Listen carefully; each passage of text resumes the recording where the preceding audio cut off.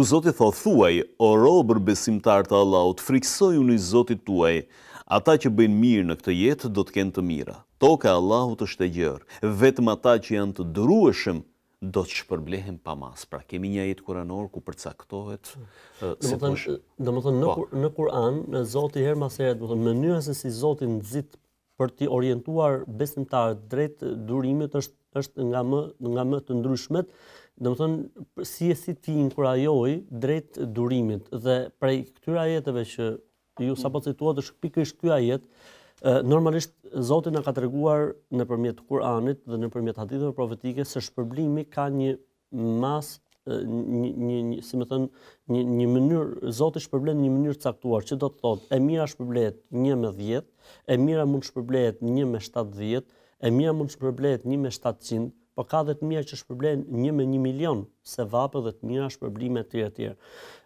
Zoti i Madh thot për durimin, shpërblimi për njerëzit e durueshëm është pa hesab, pa llogari. Domethënë, nëse çdo gjë ka një koeficient shpërblimi, koeficienti i shpërblimit për durimin është lënë bosh.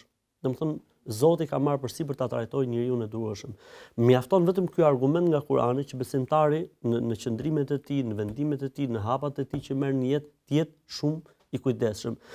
Unë e thash domethënë, në Kur'an flitet aq shumë, domethënë afërsisht 90 herë në Kur'an flitet për durimin, për sabrin. Qysh në fillim të Kur'anit, ajeti 45 i surës Al-Baqara, dhe deri në fund Kur'an, në faqet e fundit Kur'an flitet për durimin, suratu Al-Asr, që flet në fund fare për të qenë të durueshëm. Pra domethënë gjithë Kur'ani e orienton njeriu drejt durimit.